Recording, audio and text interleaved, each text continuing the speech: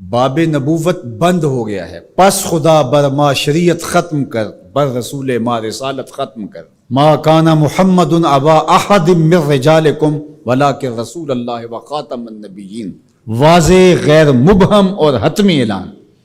لیکن اس کے باوجود بھی ایک شخص نے کہا کہ میں نبی ہوں، لوگوں نے اسے بھی مان لیا۔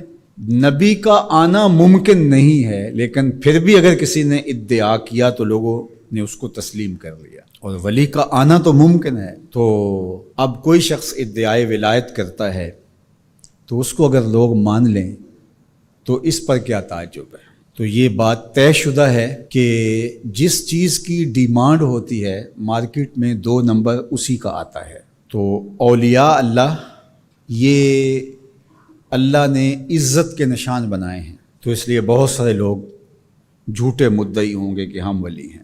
ولی کی جو حقیقی علامتیں ہیں وہ تقوی ہے، ایمان کی وہ اعلیٰ ترین منزل ہے جو اس کو نصیب ہوتی ہے، جو باقی لوگوں کا وہ مقسوم نہیں ہے۔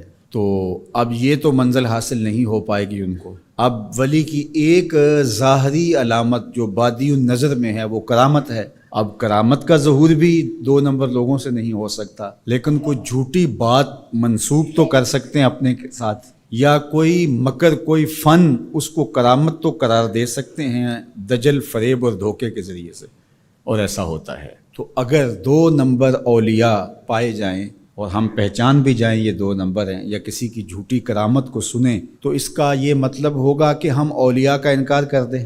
جھوٹے مدعیان نبوت کو ہم پائیں، ان کا انکار کریں، تو کیا اس کا یہ مطلب ہوگا کہ 1 لاکھ کئی ہزار نبیوں کا بھی انکار کر دیں؟ کوئی جھوٹا مدعی نبوت جھوٹے معجزات پھیلا دے اپنے، ان جھوٹے معجزات کا ہم انکار کریں، تو کیا اس بہانے ہم سچے نبیوں کے معجزات کا بھی انکار کر دیں؟ یہ تو دانش مندی ہی نہیں ہے۔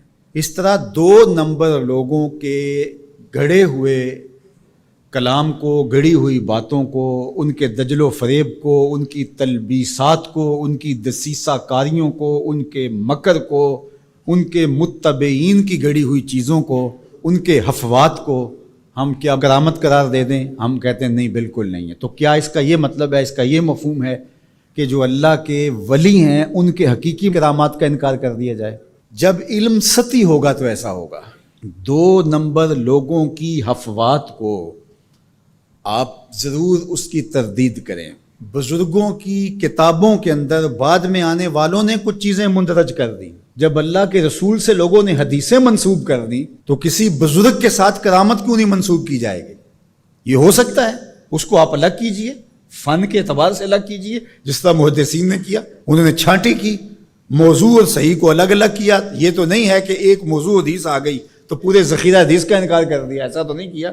بہر کے راہ گلی میں راہ مسوز، اگر کمبل میں پسو پڑ جائیں تو کمبل جلانا چاہیے یا جھاڑ کے پسو نکالنے چاہیے؟ دانش مندی تو یہی ہے کہ اس کمبل سے پسوؤں کو نکال کر کے اس کمبل کو صاف کیا جائے، نہ یہ ہے کہ کمبل ہی جلا دیا جائے۔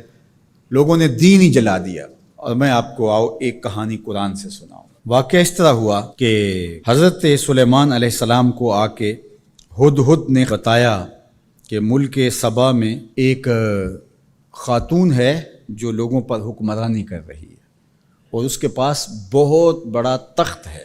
اس تخت کی چوڑائی اور لمبائی علماء تفسیر نے لکھا کہ 60 ہاتھ چوڑا تھا اور 80 ہاتھ لمبا تھا۔ حضرت سلیمان علیہ السلام نے اس کو خط لکھا ملکہ بلقیس کو کہ تم میرے پاس حاضر ہو جاؤ، ورنہ جو ہے وہ میرے ساتھ جنگ کرنے کے لیے تیار ہو جائے۔ اس نے تحفے اور انعام و اکرام لے کر کے حاضر ہونے کا فیصلہ کیا۔ جب وہ بہت قریب آ گئی تو آپ کی مجلس لگی تھی حضرت سلیمان کی، تو آپ نے اپنے لوگوں کو کہا کہ وہ جس تخت پہ ناز کرتی ہے تو کوئی ہے اس کے آنے سے پہلے لے آئے، اور وہ بالکل قریب آ چکی تھی۔ تو ایک جن اٹھا، اس نے کہا حضرت یہ خدمت میرے ذمہ لگائیے۔ قال عفریت من الجن، وہ بڑا قوی ہیکل، بڑا طاقتور، بڑی توانائی رکھنے والا، اس نے کہا کہ حضرت یہ ذمہ داری میری رہی، کب تک لے کے آؤ گے؟ کہا مجلس برخاست ہونے سے پہلے پہلے لے آؤں گا۔ صبح کو مجلس لگتی تھی، دوپہر کے وقت برخاست ہو جاتی تھی، تو اس نے کہا مطلب میں دوپہر تک لے آؤں گا۔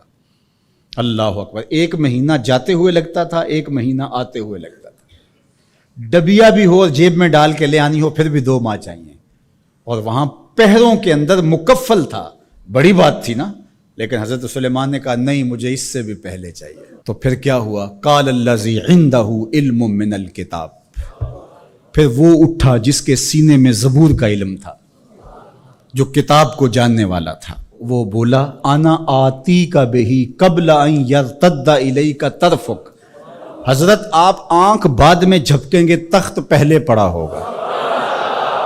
اور حضرت سلیمان نے ابھی آنکھ نہیں جھپکی تھی، تخت پڑا ہوا تھا۔ 1 مہینہ جاتے ہوئے لگتا ہے، 1 مہینہ آتے ہوئے لگتا ہے۔ یار حضرت سلیمان کا امتی آنے واحد میں تخت لے کے قدموں میں حاضر کر دیں، اور یہ قرآن نے کہا ہے، تو شاہ نقش بند بخارے سے قابل میں نہیں آ سکتے۔ باقی امتوں کے ولی شانوں والے ہیں، لیکن جس طرح حضور نبیوں سے افضل ہیں، حضور کی امت امتوں سے افضل ہے، حضور کی امت کے ولی باقی امتوں کے ولیوں سے افضل ہے من حیث المجموع۔ حضرت سلیمان کے غلام کی شان ہے کہ آنے واحد میں یہ کرشمہ کر دکھاتے ہیں، اور مقتدی بن کے حضرت سلیمان مسجد اقصی میں جس نبی کے پیچھے کھڑے ہیں، اس امام کی شان کا عالم کیا ہوگا؟ جس کے غلام کی یہ شان ہے، اس کے امام کی شان کا عالم کیا ہوگا؟